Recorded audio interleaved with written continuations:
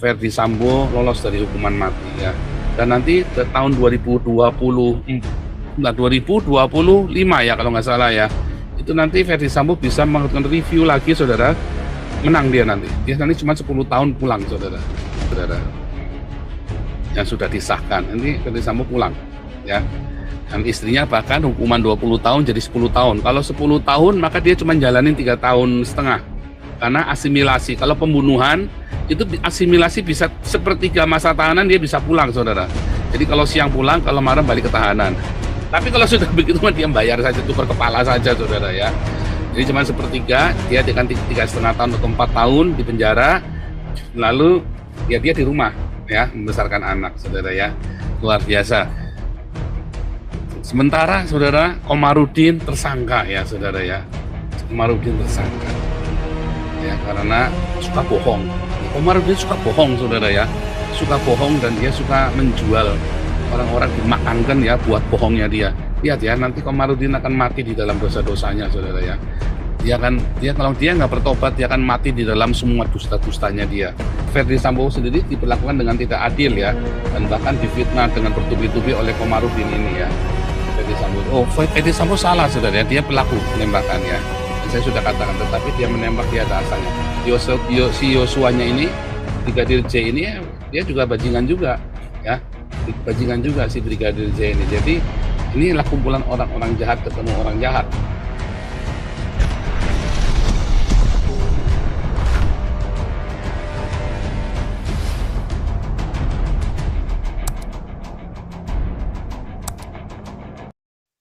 Minggu ini saya update lagi ya, nanti malam saya upload dua lagi ya, supaya Anda bisa mulai. Oke, kembali lagi. Ya, saudara. Tantangan kepada dialog Trinitas Oneness Unitarian yang bisa menjelaskan dengan benar, ya, sesuai teks Alkitab dan tak terbantahkan, saya kasih 10 juta rupiah, saudara ya. Luar biasa. Oke, jangan lupa ini sesajen saweran, Enderman, terima kasih. Kita akan mulai. Ya, terjadi semua sesuai dengan sabda Nabi ke-26. Hari ini kita dengar, saudara ya. Hari ini kita dengar Ferdy Sambo lolos dari hukuman mati ya. Dan nanti tahun 2025 ya kalau nggak salah ya. Itu nanti Ferdy Sambo bisa melakukan review lagi, saudara. Menang dia nanti. Dia nanti cuma 10 tahun pulang, saudara. Ya. Setuju, saudara ya. Undang-undang KUHP yang terbaru nih ya. KUHP yang baru ini, saudara. Yang sudah disahkan. Nanti Ferdy Sambo pulang. Ya. Dan istrinya bahkan hukuman 20 tahun jadi 10 tahun. Kalau 10 tahun maka dia cuma jalanin 3 tahun setengah. Karena asimilasi. Kalau pembunuhan itu asimilasi bisa sepertiga masa tahanan dia bisa pulang, saudara. Jadi kalau siang pulang, kalau malam balik ke tahanan. Tapi kalau sudah begitu dia bayar saja, tukar kepala saja saudara ya. Jadi cuma sepertiga, dia dengan 3,5 tahun atau 4 tahun di penjara, lalu ya dia di rumah ya membesarkan anak saudara ya. Luar biasa. Sementara saudara Komarudin tersangka ya saudara ya. Komarudin tersangka ya karena suka bohong. Ya, Komarudin suka bohong, saudara ya. Suka bohong dan dia suka menjual orang-orang, dimakankan ya buat bohongnya dia. Lihat ya, nanti Komarudin akan mati di dalam dosa-dosanya, saudara ya. Kalau dia nggak bertobat, dia akan mati di dalam semua dusta-dustanya dia. Ya, dia banyak, mulutnya itu bacin, saudara ya. Komarudin itu mulutnya bacin sekali, saudara ya. Dia suka bohong. Serius, saudara ya. Semua yang dia ngomong itu nggak ada yang benar semua. Semuanya adalah kebohongan-kebohongan semua. Karena dialah Trinitas Maha Iblis, ya, Trinitas dari advokat, politikus, dan pendeta, saudara. Serius, saudara ya. Dan Panji Gumilang masuk penjara, ya, saudara ya. Panji Gumilang masuk penjara.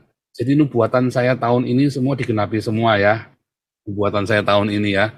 Ferdy Sambo lolos dari hukuman mati, Komarudin tersangka, ya. Dan satu lagi, ya, ada itu pendeta yang apa namanya tersandung masalah uang, tetapi kelihatannya masalah agama, tapi sebenarnya masalah uang ya saudara ya, karena dia kabur, dia pakai uangnya KC, lalu dia mengamuflase alasannya dia kabur ya. Dan akibatnya apa saudara? Dan dia pun ditinggal oleh istrinya ya. Nah, itu sudah terjadi semua yang saya ngomong. Saudara, mengapa bisa begitu saudara? Ya, saudara, saya bekerja melawan roh Babel, spirit Babel antikristus yang ada di Indonesia dengan hati yang tulus saudara.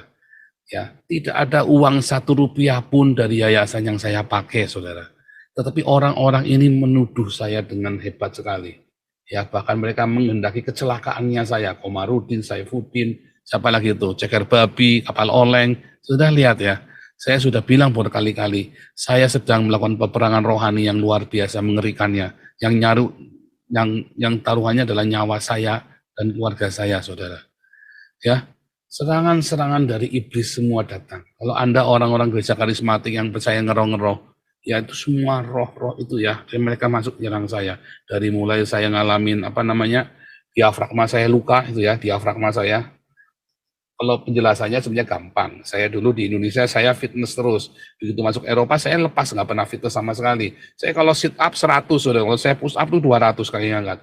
Tiba-tiba masuk Eropa saya berhenti sama sekali. Jadi diafragmanya pasti mencengkram begitu, dan itu saya bisa menahan rasa sakit ya.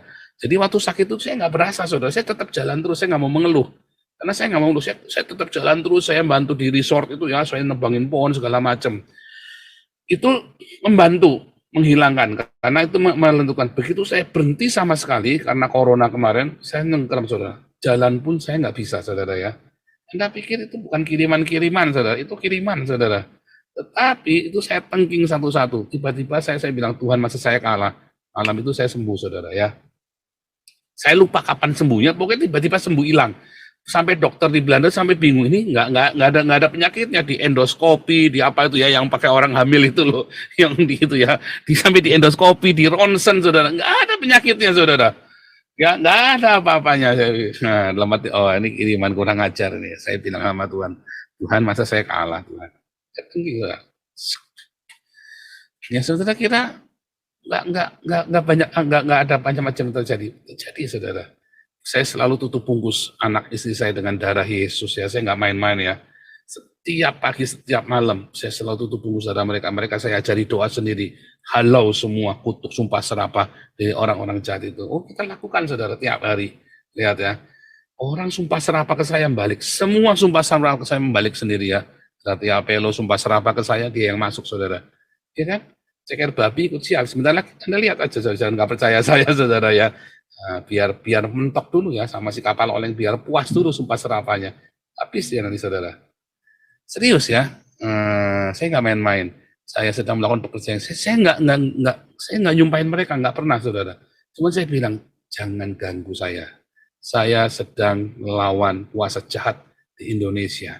Dan ini adalah perang terakhir saya di Indonesia. Selanjutnya saya cuci tangan masalah Indonesia karena saya punya peperangan sendiri di Eropa, saudara ya. Kita ada banyak tuayan di Eropa ini dan di Israel dan di seluruh dunia, karena tahun depan saya masuk Amerika ya. Pak Daniel Alexander ajak saya mulai masuk dari Kanada, Los Angeles. Sebentar, saya satu lagi, saya lupa ya, basis pelayanannya beliau ya. Saya diajak masuk ke semua ke pelayanan beliau yang di Amerika ya, sama yang di Amerika itu ya. Kita akan masuk ke sana. Saya masih terus ya mengarah ke Mongolia. Saya masih ya, kenapa Tuhan belum buka jalan saya ke Mongolia, saya nggak tahu ya. Karena saya berkali-kali melihat Mongolia. Tetapi abaikan dulu, nanti Tuhan yang akan kirim saya ke sana. Sekarang bagi saya adalah Israel. Tuhan kirim saya ke Israel, ya kita akan bikin rumah singgah di sana, kita akan bikin ya pelayanan ke sana untuk orang-orang Yahudi dan orang-orang Arab di sana, ya. Dan tahun depan kita mulai masuk ke Amerika. Doakan ya saudara ya. Luar biasa. Benar ya, puji hati-hati ya. Saya nggak main-main ya dengan peperangan rohani ini ya, peperangan nuklir rohani ya. Siapa yang menghalangi? Saya nggak nyumpahin saudara ya. Saya nggak nyumpahin. Tapi kamu orang goblok, saya lagi perang, lagi lawan-lawan sama kuasa jahat, kalian di tengah-tengah, mampus kalian saudara. Ya. Makanya saya selalu bilang, ya, termasuk si Sopiatul sama bom-bom ini, oh jangan, ya saudara ya, saya nggak main-main. hati-hati. Yang saya lakukan ini, saya melakukan pekerjaan yang sangat serius, saudara ya. Jangan sampai kalian kelibas-libas nanti, ya. Dan kenapa saya menantang para teolog-teolog ini? Supaya kalian tahu keselamatan itu bukan karena Trinitas, bukan karena Oneness Unitarian. Keselamatan itu karena kamu mengaku dengan mulutmu bahwa Yesus adalah Kurios Adonai, majikanmu. Dan percaya di hatimu bahwa Allah membangkitkan Yesus dari orang mati. Bahwa Yesus adalah juru selamatmu satu-satunya, bukan yang lain. Kedua, keselamatan itu diperoleh karena kamu melakukan apa yang Tuhan perintahkan kepadamu, mengasihi, mengampuni, memberkati, saudara. Yaitu apa? Wujudnya dengan pengampunan dan diakonia. Karena tanpa pengampunan dan diakonia, masuk neraka kamu. Simple. Yang sisanya itu adalah tafsiran menuju ke sana. Sesuai dengan apa yang kamu pahami. Kalau hulu hilirnya bukan tiga ini, kamu sesat bidah, saudara. Ya, kalau hulu hilirnya bukan ini, kamu sesat bidah. Tapi kalau hulu hilirnya adalah ini yang tadi saya omongkan tadi, kamu tenang. Mau kamu Oneness, Trinitas, kamu saksi Yehova, kamu Unitarian, nggak masalah, saudara. Ya, nggak masalah. Saudara, ya, yang tidak setuju dengan saya, Anda mau petakilan, silakan ke sini. Ya, kita debat teologi. Saya doktor teologi, saya bukan orang kaleng-kaleng. Saya tidak belajar dari YouTube, saudara ya. Saya bukan ilmunya ilmu YouTube, ilmu Google, saudara ya. Saya belajar akademis.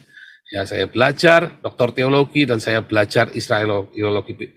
Ya, doktor di dalam Israelologi, ya, ilmu tentang Israel. Saya nggak main-main, saudara ya. Pak, kenapa enggak ke sana saja, ngapain ngeramein? Saya sudah berkali-kali datang ke tempatnya Bom-Bom, sekarang suruh Bom-Bom ke sini. Saya tekuk habis ya sampai dia pulang ke Makassar nanti, saudara. Luar biasa.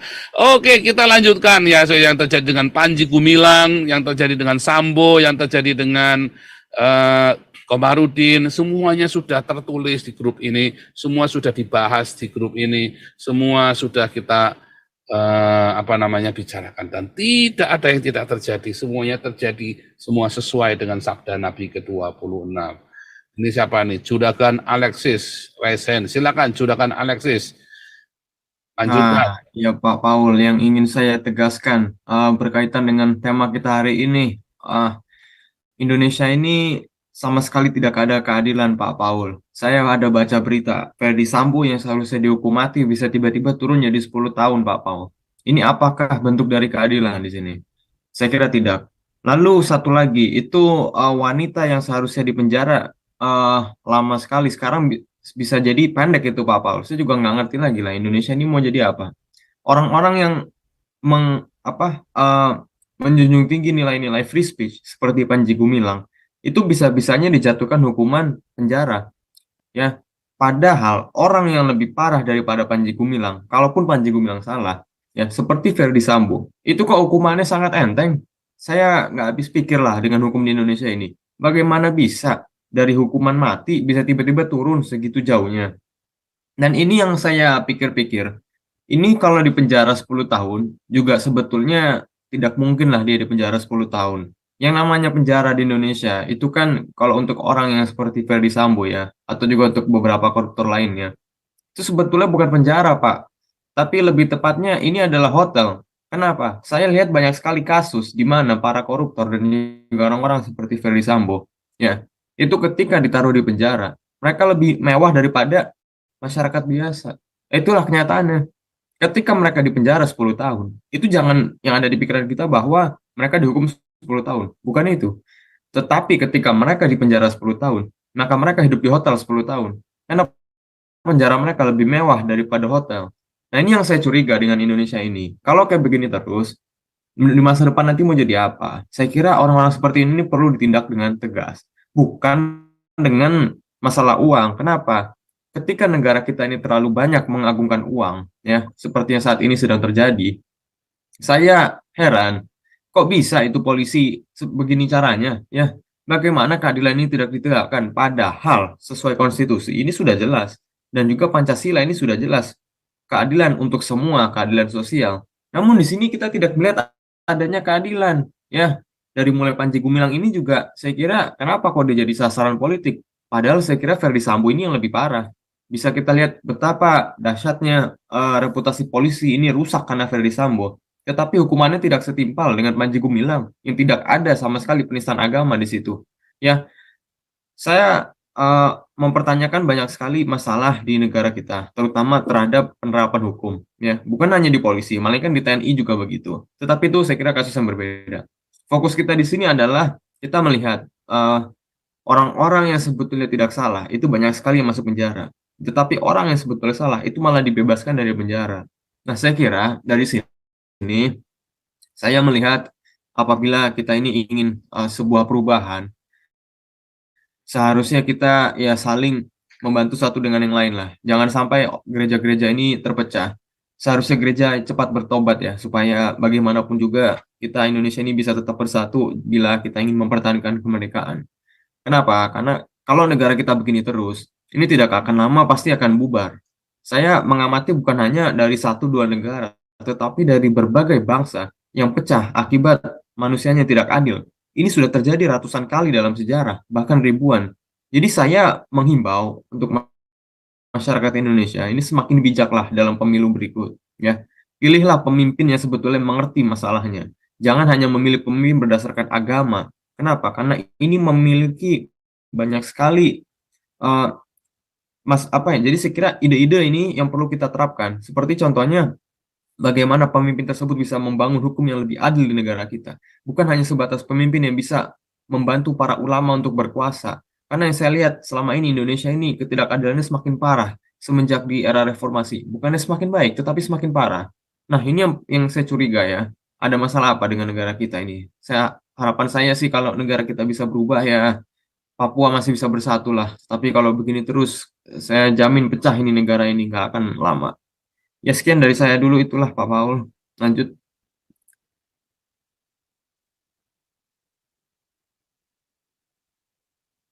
Pak Paul.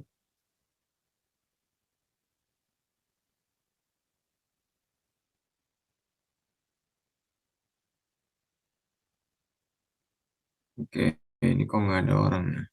Sebentar.